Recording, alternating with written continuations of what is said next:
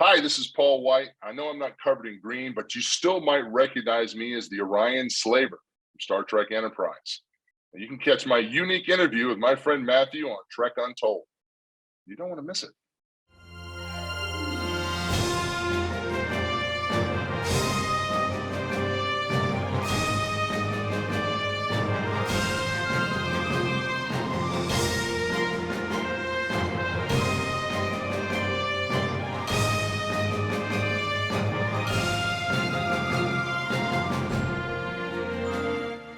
Hello and welcome to Trek Untold, the Star Trek podcast that goes beyond the stars.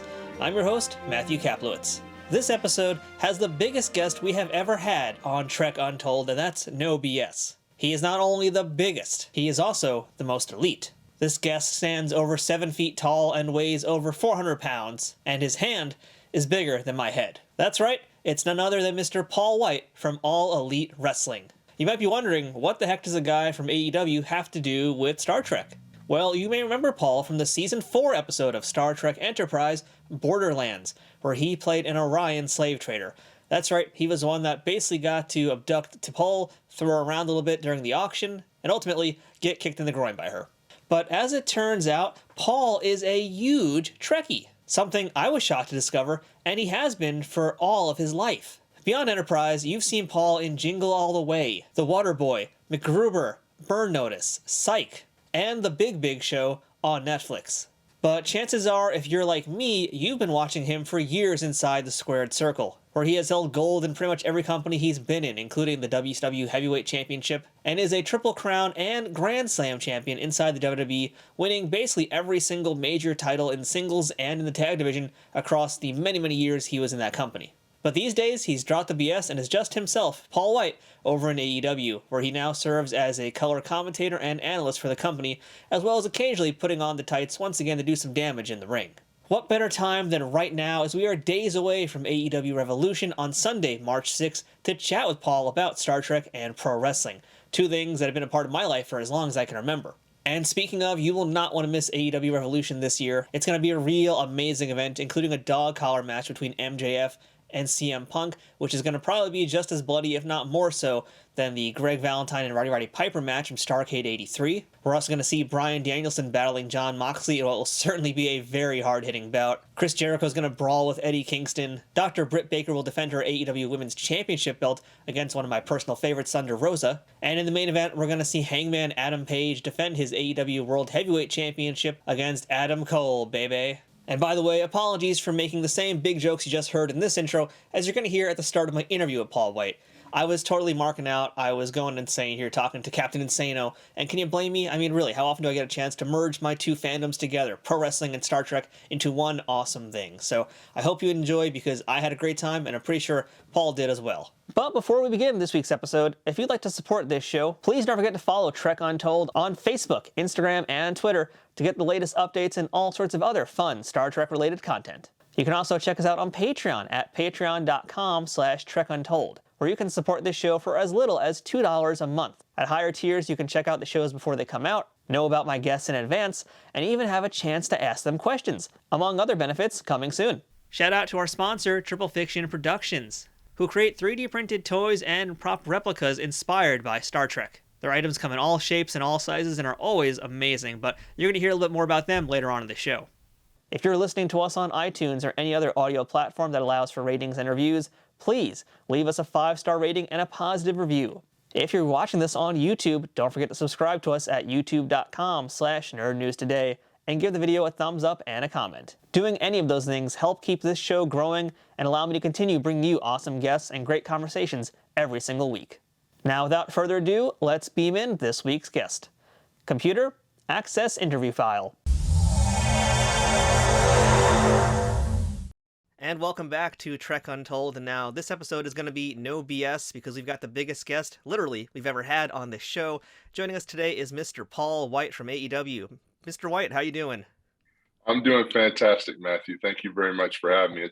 It's not very often I get a chance to come on and also talk about Star Trek, so it's something I'm very proud of. So thank you for inviting me. Oh, thank you for saying yes, because this is amazing for me. I was telling you off air, I'm trying not to nerd out here. I'm trying not to mark out, but in my head right now, there's a holy shit chant going on. I'll tell you a little secret about 99.9% of pro wrestlers. They all started out as marks first, so it's okay. We understand what it is to mark out.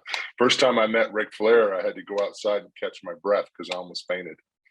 And I was 22 years old and 7 foot tall and 400 pounds. And yeah, I met Ric Flair. I was like, I got to go out. I had to go outside in Chicago. I had to go outside of the back of the Rosemont and lean on the wall and get some cold Chicago February air to get my head straight. I was cool though. I was chill. That's a funny story for later. It was cool. Oh, that's awesome. And I've had the chance to get some stuff signed by Ric Flair, but you, on the other hand, have been slapped by Ric Flair. So there's a pretty big difference between our experiences. You've gotten chest chopped and beat up by him, so very different world. But I'm good to hear you're still scared of somebody. By him. I've had many a liquid libation thrust in my hand and told to drink. Giant, let's go. So yeah, I've had a lot of fun with Rick. All right, very cool. Well, Paul, I'd like to start the show off just by, before we jump into some wrestling talk and some Star Trek talk, real deep into the Star Trek talk, I want to ask you the question I like to ask all my guests first, and that's, what's your earliest memory of Star Trek? Did you watch it as a kid growing up? Oh yeah, my mom was a huge Star Trek fan. I actually, all my science fiction cravings I owe to my mom. My mom was a huge science fiction fan and a huge Stephen King fan. So I think I read Christine, I think in like fourth grade, the one with the car, and like the teachers called in and had a meeting with my mom. My mom's like, it's good writing, it's good form. Like, like I was so enamored by stuff that my mom was reading. She got me hooked on Star Trek right away. I mean, I was on every night when I was a kid. Every evening, just before supper, it was on every night, and I used to watch it religiously. My first Star Trek experience that I remember was watching the TV show as a kid and seeing Captain Kirk and Uhura. Actually, when I was a little kid, I had a crush on Uhura. I mean, who didn't? Like, wow, she's pretty. Spock was a little bit spooky to me when I was a kid with the ears, but then I got to like him. And as I got older, I appreciated the rivalry between Doc, Bones, and Spock, and I love that. And I remember going and seeing Star Trek in the theaters when the movie came out. I saw the movie. It was much better than the other science fiction movie that come out around the same time. Do you guys remember a movie called The Black Hole? Yep. Yeah, I saw that as a kid. Star Wars.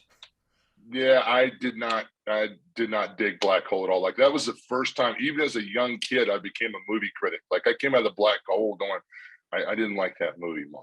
But Star Trek we were fans of, and it was cool to see the whole Star Trek society that was basically, you have much bigger things to deal with than petty things that are going on at the time. I mean, you had other aliens that you were dealing with, ambassadors, how to deal with them, the language, the outfits, the thought, provoking your imagination as a young adult to think about traveling the stars and becoming more than you are.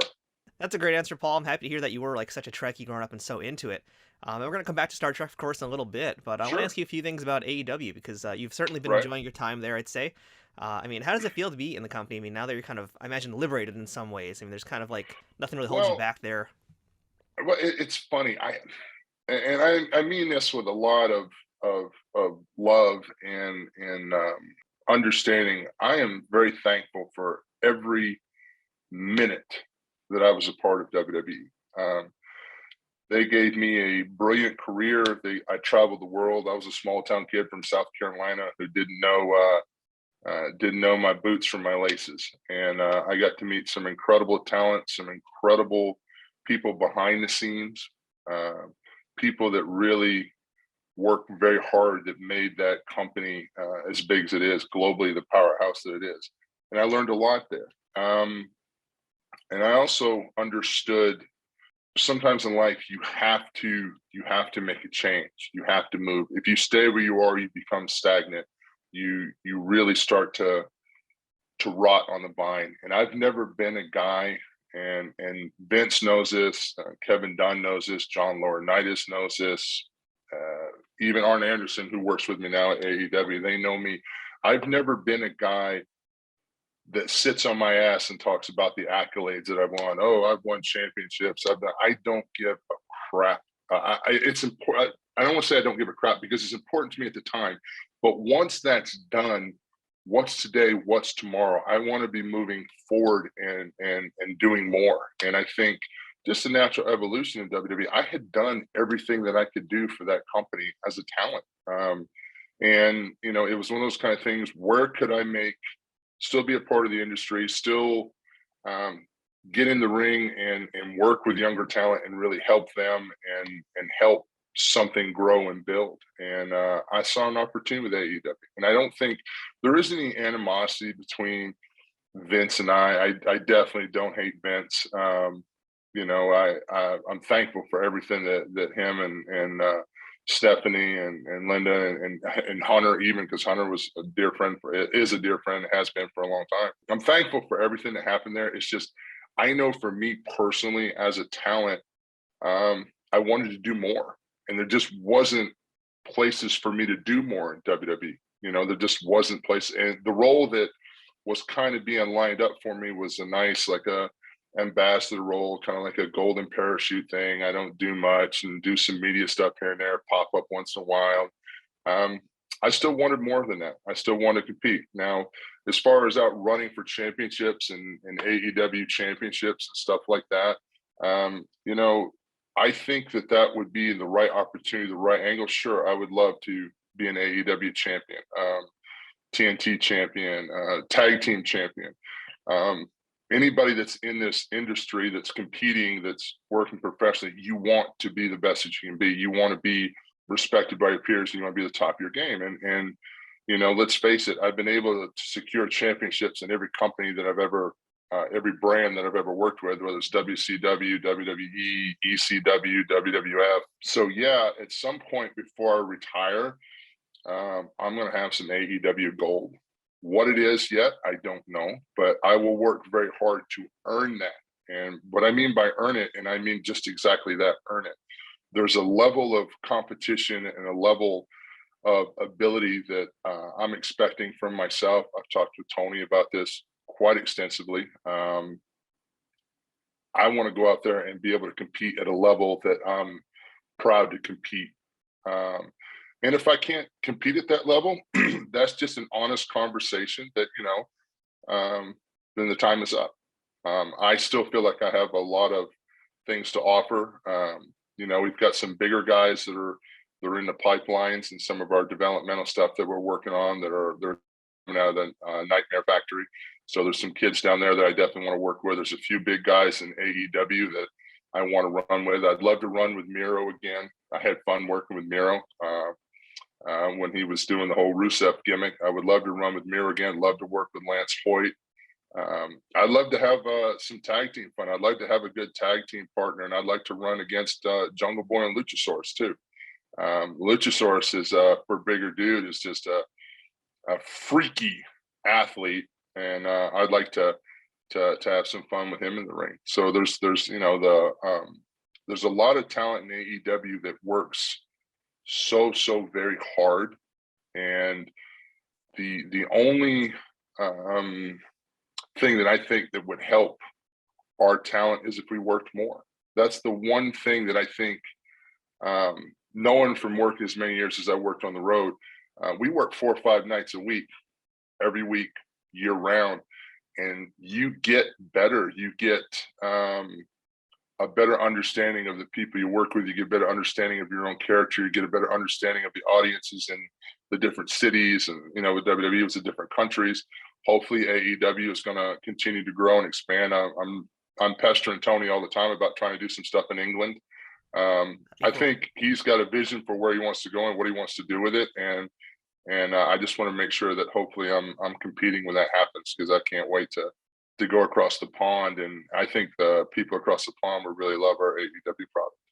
So that's it. My whole thing is just being busy, being involved, being competitive, and helping build something grow. And I think that's the greatest thing that AEW has offered me, is that ability to grow for myself. Because, I'm playing around with a commentary role, and I say playing around jokingly, but in all seriousness, it's something I'm very passionate about. I'm lucky to work with Tony Schiavone, and then I work with Excalibur, who's just Excalibur is like sitting next to a savant who knows every single name, every single move. Like, his play calling action is super impressive.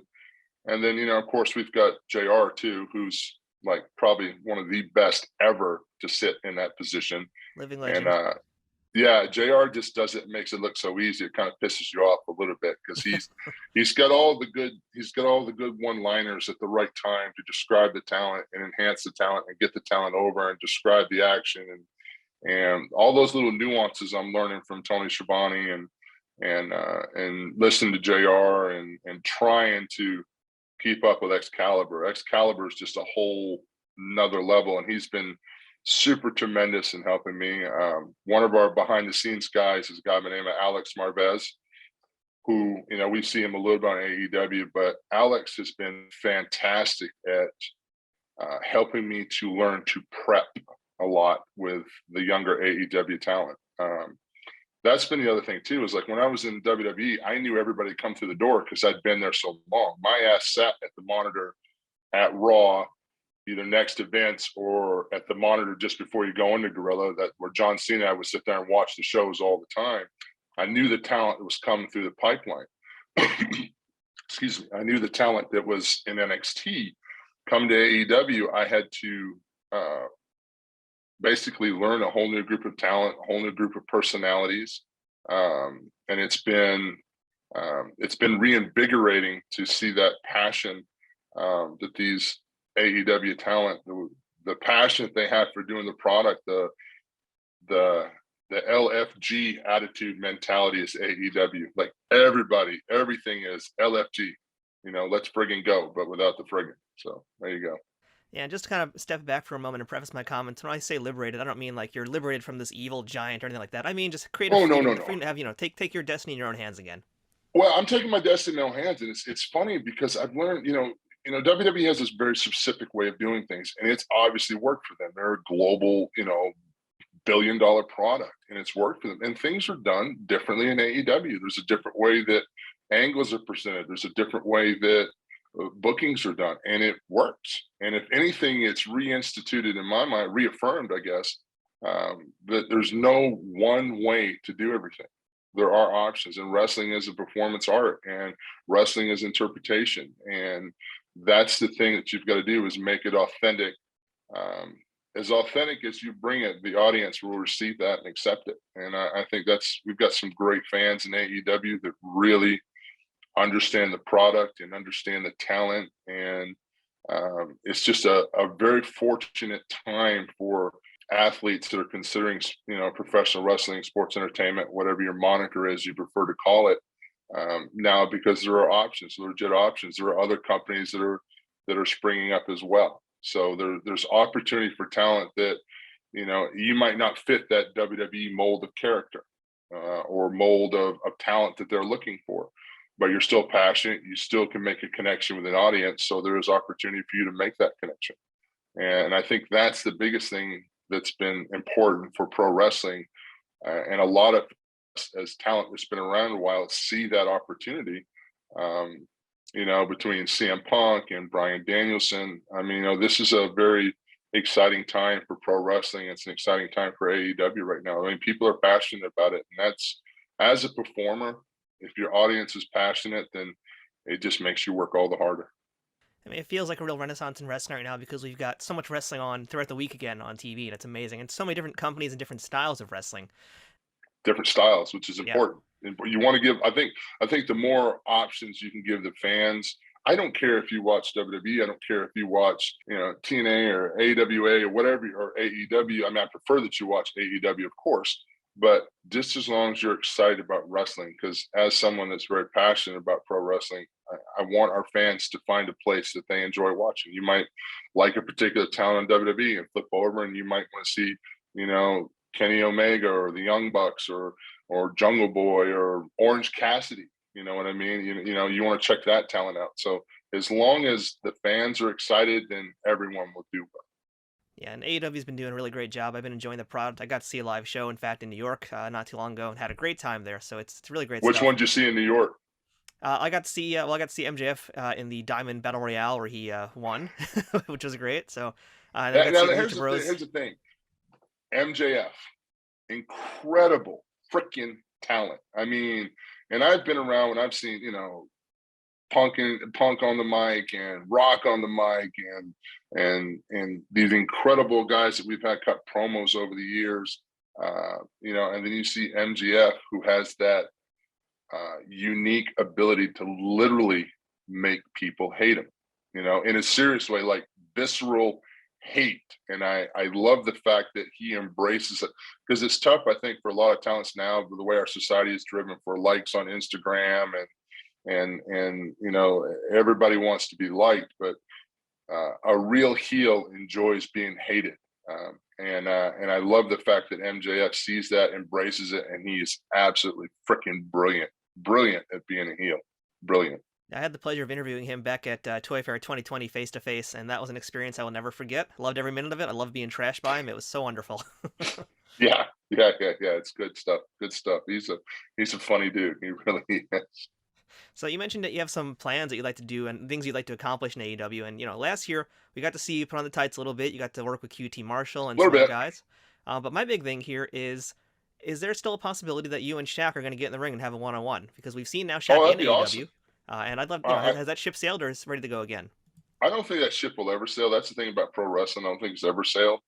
I know Shaq's into it. I know Shaq had some stuff that he was dealing with. I actually had my other hip redone December 5th. I had a hip replacement done on my right hip December 5th because it was bothering me. So in my competition after QT, I wasn't comfortable the way I was performing. I was a little bit limited in the way I was moving, and I wasn't happy with it. And so I made the decision, talked with Tony, that we have some big plans for 2022. So I wanted to make sure that I got that fixed and everything was moving forward in a positive direction. So I'm very happy with how the surgery went out. Had it done by Dr. Carlos Alvarado. Did the surgery, and he's the man, the myth, the man to be with. There's no more arthritic hip pain, so I'm like Wolverine now. I'm a rocket sled on rails. It feels amazing to have kind of like a hip and joint pain for 6-7 years, and then all of a sudden it's gone, and it's like, wow, I feel like Papa's got a brand new band. Here we go. So I'm excited for what's coming up in 2022 and being able to really get in and work at a level that that I know I can compete at. Well, I hope we get to see it happen sometime this year, if not this year, next year, but it's got to happen. Oh, it'll happen this year. Matthew, it'll happen this year. My big ass is going to be out there humping and bumping, so I'm going to have some fun. All right, your words to God's ears. Let's do it. There you go. I love it. This episode is going to be coming out a little bit closer to Wrestlemania time, and right now on my YouTube channel, I'm working on a series where I'm looking at wrestlers' Wrestlemania matches throughout their time, and I've actually done one about you. And so I basically watched all of your matches, and I kind of ranked them with my own personal smarky rankings. That's all right. I'm curious to hear, what do you think was your favorite WrestleMania match, or maybe, if not most favorite, most meaningful to you? Most meaningful, I think, well, you got to go with the biggest one that I was ever a part of, was definitely the Mayweather WrestleMania. That was an incredible promotion. It was incredible chance to sit in the hot seat, so to speak. You're doing all the media, you're doing all the basically the weight of the pay-per-view. You're in a program, and my role was pretty easy. I was working with Floyd Mayweather, so that guy sells pay-per-views pretty easy. But the responsibility for me as a talent to put on a match that would be received well, entertaining, and also I didn't kill a $1 billion talent in the ring by accident was a lot of varying factors that we had to take into play, and I was very proud of how that all worked out. I think working with John Cena, looking back now, is a very pivotal match, because that was a great start for John Cena before he launched to become one of the biggest stars WWE's ever had. And that was the WrestleMania 20 match? Yeah, and to be a part of that journey with him, and John and I have been good friends for a long time, and literally one of the easiest guys I've ever worked with. I don't think, after the first couple of times that John Cena and I wrestled, I don't think we ever talked about a match from then on again as many times as we wrestled. Like, it was either he was playing cards or signing thousands and thousands of 8x10s at every show. And, I would just roll in and my music would hit and, good luck, be safe, have fun. I'd see him out there. He let me be, my character, and he was John Cena, and we just went out there and worked off each other. But to have that trust and that confidence in each other's abilities was a very wonderful thing to be a part of. The triple threat Wrestlemania with Cena and Edge is another one of my favorites. That was I remember in February. It was February or January. We were in Peru, and I didn't have an opponent for WrestleMania, and I knew that Cena was working with Edge, and they had that whole program. And I was teasing Cena, breaking Cena's balls a little bit. I said, "Hey, man, I'm pretty good at taking finishes. If you need somebody to take a finish at WrestleMania, I could run down and take an AA real quick." And he laughed and smiled and smirked. And then when we got back on the bus that night, he told me, he says, it's going to be a triple threat, me, you, and Edge at WrestleMania. He made that happen. And the son of a gun, to show you what kind of a classy dude he is, the son of a gun thanked me for WrestleMania 20. Wow. He says, so, here it is years later. Here's the guy that literally picks and chooses who he works with, who is one of the biggest stars WWE has ever had, and had enough respect and just gratitude that the dude put me in a match at WrestleMania. I don't think people understand. Being at a main event at WrestleMania, one, you can work all year, work very hard, work very well, and still not get a match at WrestleMania. There's only so many slots available. And then those slots, are also will really impact your income for the year, because let's face it, it's entertaining, it's fun, but it's also about money.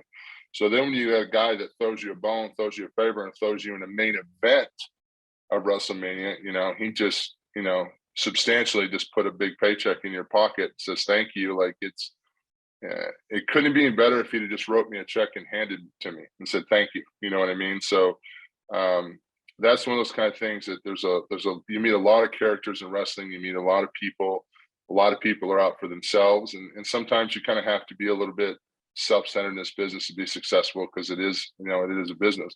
But to see the character that guy has, dude, he's aces in my book for life. That was super cool, and he didn't have to do it, and I was blown away just with humility and gratitude myself that he thought that well of the work that we had done, that he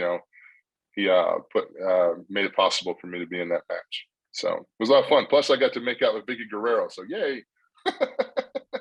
Yeah, I did get to rewatch that, and I was like, wow, he's just going for it. Yeah, well, that's the whole thing. You gotta go for it. And Vicky and I have been friends forever, and of course, I was really good friends with Eddie. But that's a good part about working with people you trust and you actually care about, because it's fun to do that, because you're blowing everybody's mind. Because let's face it, if you're going to do an angle like that and you half-ass do it, everybody can see it. It's not good. You either, like everything in life, either you do it or you don't. You don't halfway. So that was a lot of fun, and the Vicky slapping me on the ass on that one Raw was just hysterical. No one told me she was going to do it. I think I laughed for a couple of days straight thinking about her slapping me on the fanny like I was her little cabin boy, her little pool boy. It was pretty cute. Now, Paul, I'm also a huge wrestling toy collector, and you are someone who's had Okay. figures throughout, like, it's basically 2 decades worth of toys, at least 2 decades, not more. You've had different toy companies making figures of you, so I'm wondering, what is your favorite action figure of yourself? My favorite action figure? Well, I don't know if it's my favorite, but it's the one I remember the most, is just going, there was two. There was one action, and this is the WCW area, so I think they were anyway. I won't disparage anyone, but they were two pretty rotten ass toys. One of them was Rey Mysterio came in the choke slam as like an extra, like a chair or a bat or a crowbar. Rey Mysterio was in the package in my choke slam hand, and I'm like, it's kind of rude to Rey. They made Rey like he was like 2.5 feet tall, and it's like, You know, if I was Ray, I'd be pretty pissed about that because, well, the respect for another talent. I don't mind the battle packages where, you like have me and Kevin Nash or Ric Flair and I or something like that. Those are kind of cool. But to have Ray just in the package in the choke slam was kind of like, that's a little bit much. But the one that sticks out in my mind the most that I'll never forget is the one with the red button on the side. The theory behind it was that when you press the button, it would shake because it was angry. It just vibrated. It was so just uncomfortable. Like, it's like a vibrating action figure. And it's like, I'm going to have to sign these someday in the future. And I'm really not going to know where they've been. And I really don't like the idea that this is a vibrating action figure. It's not cool. Like if the arms flapped around or did something, kind of cool that way, but just to sit there and vibrate like a toothbrush, I didn't get that one. Didn't get it. Well, can I tell you, Paul, that Scott Hall said the exact same thing to me with his vibrating action figure? There you go. Well, probably because when they came out, we were all bitching about it in WCW. Like, what is this? Like, why would they do that? Like, but hey, that's the thing about invention, trial and error, see if it works, who knows if it would have sold, 400 million action figures, I probably would have called it the greatest thing ever made. But, I don't think I sold 400 million action figures. So moving along. Trek Untold will return momentarily. Trek Untold is brought to you by Triple Fiction Productions. Triple Fiction Productions produces affordable and unique 3D printed Trek-inspired products from the original series, Next Generation, Deep Space Nine, Voyager, Enterprise, and the movies. Ranging from prop replicas to use in a fan film or cosplay, to accessories or playsets for figures in all different sizes, Triple Fiction Productions has got you covered. Past pieces for toys have included large centerpieces like 10 Forward from the Enterprise D, shuttlecrafts complete with working lights, and the Voyager Bridge, with smaller pieces including Borg alcoves, the Genesis device, and the dreaded arch-enemy of Worf, barrels. All highly detailed products are 3D printed and hand-painted in the USA, with new items added all the time, while simultaneously improving their printing quality based on fan feedback. To learn more about their products, visit triple-fictionproductions.net or visit them on Facebook at facebook.com/triplefictionproductions. Want to get 10% off your next purchase? Use code UNTOLD10 at checkout to receive this discount. Not applicable during sales or clearance events. That's code UNTOLD10 to get 10% off action figure dioramas, accessories, and prop replicas. Triple Fiction Productions, taking Star Trek where no 3D printer has gone before. Hey, I'm Licia Nav, aka Ensign Sonia Gomez from Star Trek TNG, and now Captain Sonia Gomez on Lower Decks with her own ship, the Archimedes. Yay! I finally got a promotion after 25 years. So anyway, I'm here to talk about drivebydogooders.org. It's a little charity I run where we go to the outskirts of Skid Row, and from our car windows, we hand out basic human essentials like water, wipes, Coldstream cheese, socks, tarps, masks, t-shirts, things to keep people warm. So we just think that everyone deserves clean water, some protein, and a way to clean themselves, especially during Corona.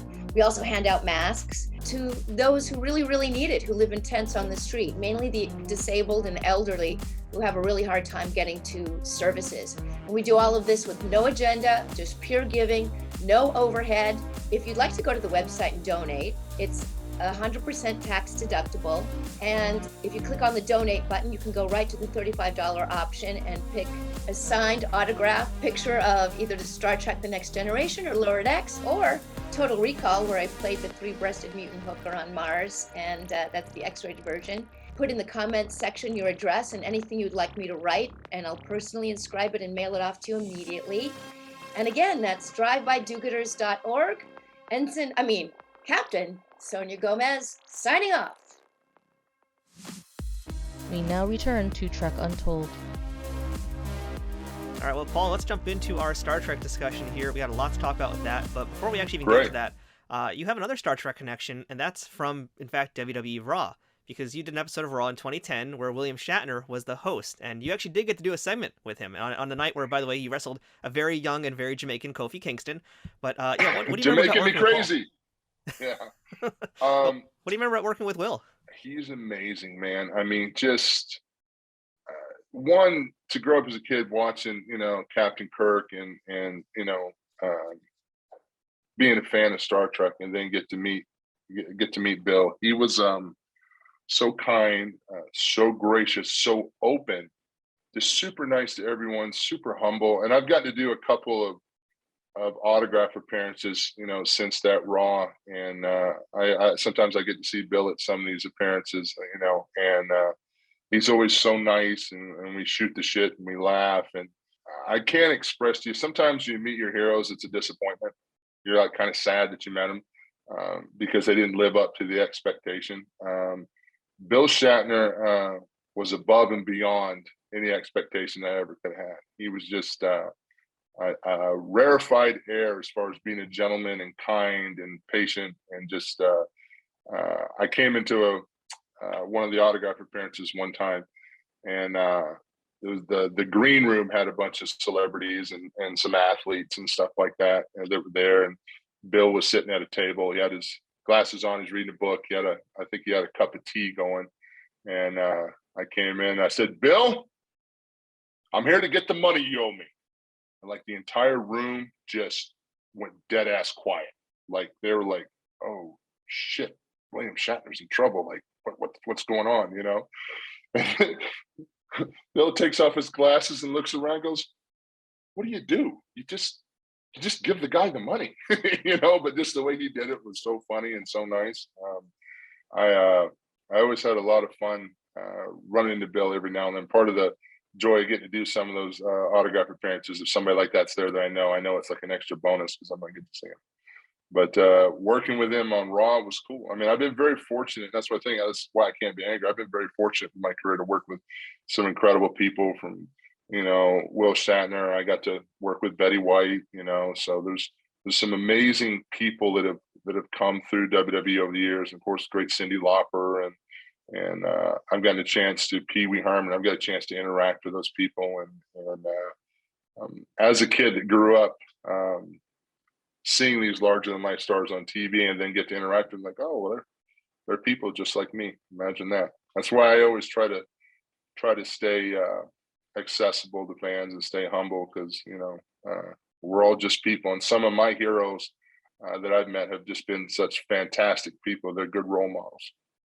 Well, let's jump back a few years and let's start talking about your Star Trek Enterprise appearance. That was on the episode Borderlands from the 4th season. Yeah, man. So I'm curious, how did you get this gig? Had you auditioned for Star Trek before? Honestly, that was a long time ago. I don't remember how I got the gig. I don't know if it was one of those kind of things where I think they were looking for actors to play the Orion slave traders. Basically, the theory behind the Orions, they were a giant race of aliens. They were all supposed to be like 6'8" or taller. And I think they were supposed to register like 7 or 8 feet on the show, tall. Basically, remember the green chicks, the Orion green chick that Kirk was famous for making? Well, we're the male counterpart to her. So as pretty and lovely as the green chick was that Kirk made out with, we're these gigantic, heinous, bald, pierced, just a very pirate type species. Like that's one of the things, like you always talk about in Star Trek, how badass the Klingons are. But when you're looking at the Orions used to capture Klingons and sell them as slaves. You know what I mean? So we were we didn't have the warrior code like the Klingons, who had the kind of like that samurai code. We weren't like that. We were just a bunch of big, nasty ass pirates, I guess is the best way to describe it. So getting that opportunity came about, and I think someone from WWE, our WWE office, says, "Hey, would you be interested in doing Star Trek?" I'm like, "Yeah." I mean, where do I need to be? So I got a chance to do that, and it was really cool. The episode that was on Borderlands, of course, Brent Spiner was on there, of course, which he was playing Grandfather Soon, which was, really good. Scott Bakula was amazing. Jolene Blaylock was just absolutely wonderful. She was so funny. Poor thing. I was having to hold her and toss her around all day long, and she's maybe 100 pounds soaking wet. Like, she's tiny, you Yeah, I was going know. to ask about And that because basically your episode is you pretty much picking her up and putting her down. Then you pick her up again, you put her back down. I mean, there's a lot of lifting, yeah, isn't there? and it was a lot of lifting, but she was so just into it and funny, and really enjoyed. Um, she made my experience on Star Trek, because I was there almost like my whole Star Trek thing is kind of like a dream, because as an actor, I probably um, should have approached the role a lot more professionally. But to be honest with you, I was just so damn excited to be there. I didn't, I don't even think I left at all. Like, when you have breaks, you can just go back to your trailer. I didn't leave. I just grabbed a box that would hold me and sat and watched everybody work. I watched the set. And I remember Jolene and Scott Bakula were trying to get me to sit in the captain's chair. And I was like, no, I'm not worthy. I can't do it. I can't do it. Like, when we were, in between takes, says, no, you can sit in the captain's chair. I was like, no, can't do it. I don't deserve. Like, it was just, to me, to sit in the chair of the Enterprise, like, it's not going to happen. I'm not going to sit in this chair. Don't deserve it. I did stand next to it and, put my hand on it, but I did not sit in it. I was not worthy enough to sit in the Enterprise chair. Plus, to tell you the truth, I was about 500 pounds at the time, and my biggest fear was I'll sit in it and break it, then get kicked off in Paramount. I'll have Star Trek fans forever saying I broke the chair of the Enterprise, and they'll throw rocks at me when they see me in public or something. So it might be true, but we know that you're a proper Star Trek nerd because you know that sitting in the captain's chair is a big responsibility. So I wouldn't have done it either. No, you just can't. I mean, and you know what? It was just really cool to see the dialogue. The dialogue was, I remember the dialogue coach, she probably hated me because sometimes I have a problem. I'll say the same thing, but I'll use different words. It's the same exact meaning, but I'll use different words. But with Star Trek, they're very dialogue specific. So, I was just so excited. It was hard for me to get my professionalism together to make sure I nailed the lines right and got the right dialogue. I knew the lines, but in my excitement, I was so excited that, I was saying the same thing, but no, okay, sorry, my bad. But they were all super kind, and it was a great experience. And I was really hoping that they were going to do another season of Enterprise, because the rumor mill, and this is the actors that are trying to get parts, that are so ambitious, and those characters, the Orion characters, are supposed to start maybe having a bigger part in the next season. So I was hoping, before the Enterprise went away, I was really looking forward to maybe doing some more episodes of Star Trek, because everyone liked what I did, and we all had a lot of fun with it. And it was just a unique perspective to see someone as large as I was out there, doing that. So coulda, shoulda, woulda. That's like the old joke between Rock and I, that if I would run the Royal Rumble, I would have got to be in the Mummy. But we both know that's not true. So since you're in Orion too, you're also wearing a ton of prosthetics. Not a ton, but a good amount of prosthetics. You have all the piercings, like you said, and you're also spray painted completely green head to toe. So Yeah. what was that Yes. makeup process like? It was fun. I became really good buddies with Jeff, one of my makeup guys on Star Trek there, who every morning at 5 a.m. I had to stand there in bike shorts and get spray painted green, like he's spraying a dump truck. And but it's 5 a.m. in the Paramount lot, and people don't realize that LA has beautiful weather, but in the mornings it can get a little bit chilly sometimes. So I'm standing in one of the warehouses on a plastic drape, and I'm getting spray painted with this paint that's got alcohol in it to help it dry and stick so it doesn't sweat off. So it's super cold. And then at the end of the night, you can't go home covered in green. So you got to stand there with a bunch of towels and they baby oil, and they got to scrub all the green off it. I think I was digging green out of my ears and stuff like that for days after, but I was totally cool with it. I had like green stuff up my nose and all that other stuff, but I was totally cool with it. The outfit was really crazy. I had like an animal leather faux gator skin type pants, and I remember costume designer had a lot of fun with my character. He made this giant cod piece in the front of my pants that might turn sideways. Yeah, like yeah. When I turned sideways, it stuck out like a mailbox. Like I kept figuring I was going to bump into stuff with it, and it was funny. Like we were all having a good laugh at the cod piece. Like I'm running around with a mailbox sticking up the front of my pants. Like I guess it was before Dirk Diggler, but that's what I felt like. And basically, if Undertaker was Big Booger Red, you were Big Booger Green for this episode. Yes, I was definitely Big Booger Green. But you know what? Man, I'd do it all again in a heartbeat. That was just so much fun. And I was really, really surprised that, like, you know, Brent Spiner and Scott Bakula, those guys were also wrestling fans.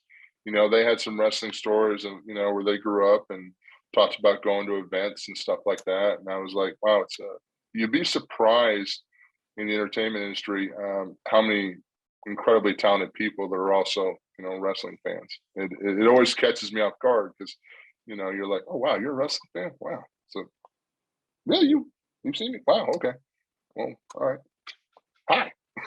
I mean, what do you say, you know? And I don't know if you know that this episode is also nominated for an Emmy for Outstanding Stunt Coordination by Vince Dedrick Jr. And you did get to spend this episode throwing some dudes around. Do you remember at all working Yeah. with Vince? Yes, Vince was great because he let me be me, and there was a lot of stuff like, you know, and Vince, and it's great when you work with great stunt coordinators. But Vince was great because he, you know, we were talking, and I said, yeah, I said, yeah. He said, oh, we'll cable this guy, and we'll do this. I'm like, you ain't got a cable. I said, where do you want him? He goes, oh yeah, pro wrestler. I'm like, pro wrestler, you know. And then right away he set some of the fight scenes up where I was actually just throwing these guys, and they were landing on crash mats and stuff like that. But I thought, for a TV show, that was one of the better fight scenes that I'd been a part of, some of that stuff, because it flowed really well and it felt realistic to the character. You know, I'm not going to go out there and be, you know, oh my God, that's a green Jason Bourne. No, we know that's not going to happen, but it's like, you know, if I look like a big green monster, then it works out. So I'm really happy that Vince got nominated for that. That's great. That's great. He deserved every bit of it. Now, did you watch the episode when it first aired? How many times? Come on, man. I'm gonna start. It's funny. I don't ever usually watch my work because it's like I barely will watch my wrestling. Sometimes it's really hard for me to watch wrestling because it's like I'm one of those guys that sometimes I'll ruin the magic out of something by picking it apart. With the Star Trek, I just enjoyed it. I really did. I enjoyed the performance of the other actors, and I enjoyed the story. And then, oh yeah, I was in it. I kind of ignored what I did, but I just enjoyed the episode, if that makes any sense. You know, but I'm not a guy that's going to have an entire, even at home in my house, I don't have titles up or action figures up, or, you know, I have one picture in my office that's me, John Cena, Undertaker, and Shawn Michaels, you know, hanging out after WrestleMania. You know, it's just the four of us. And that's not, and I have one picture actually of Paul Heyman and I too when I beat Brock for the title. Those are the only two wrestling pictures I have up. So it's just I'm like I said, I'm not a big live in the past guy, you know. But the Star Trek was great just because no matter what happens in life, I have been part of Star Trek. It's pretty cool. So, Paul, is there any other memories that you have from working on that episode of Star Trek? Yeah, actually, it's funny. I have a really cool piece of Star Trek history. The makeup special effects guys that I were working with were, we got to do a lot of giggling, spray painting a giant in bike shorts every morning. So we all bonded pretty heavily. The guys gave me a bust of the Borg when the designers brought, this is what the Borg is going to look like.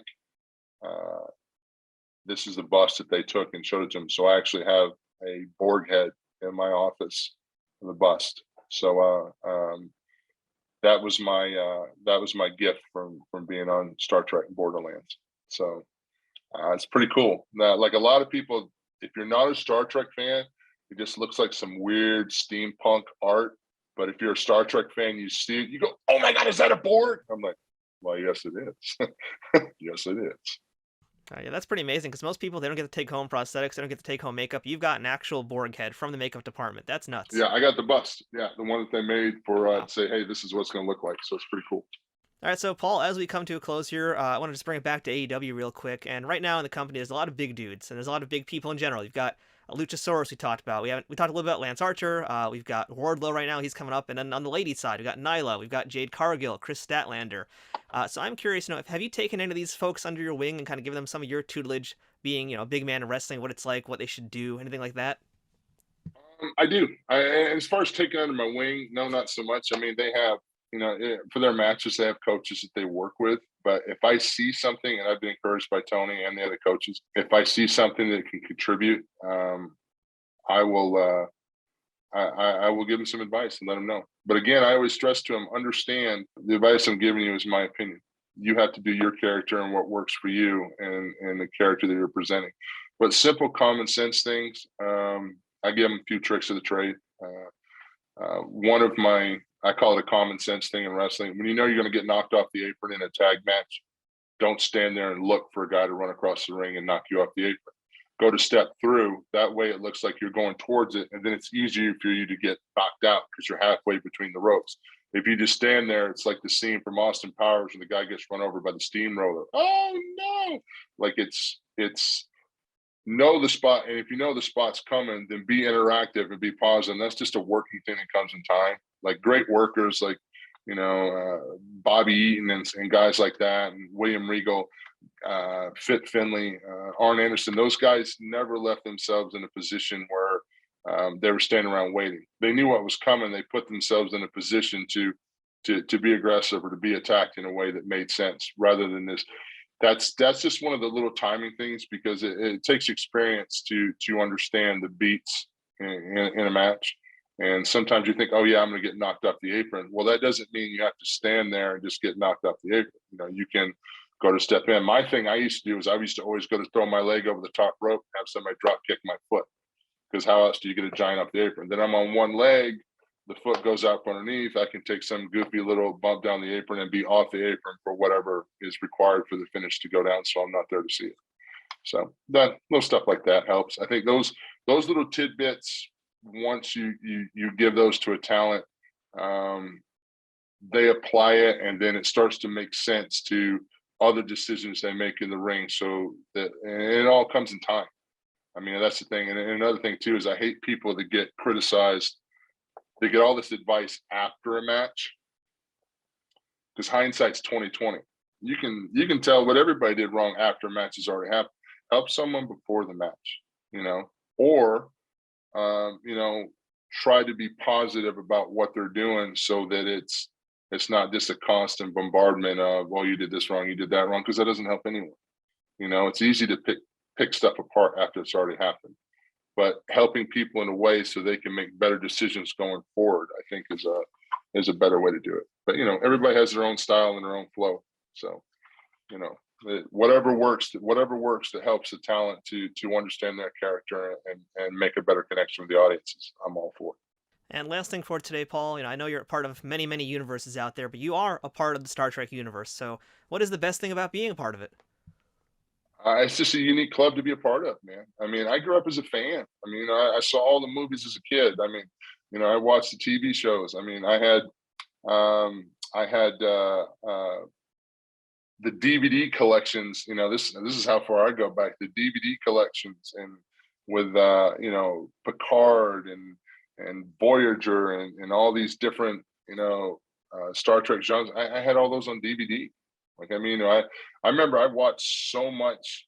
I watched so much with Picard and Number One, and I think I was dreaming Star Trek, because I think I was like a nine DVD box set or something like that, and I watched all of them, so in a row.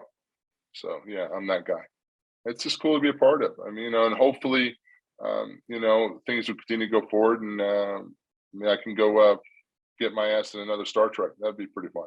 So we'll see what they're doing with Star Trek, but I need to push some efforts that way to get re-involved with the product. So hopefully we'll see.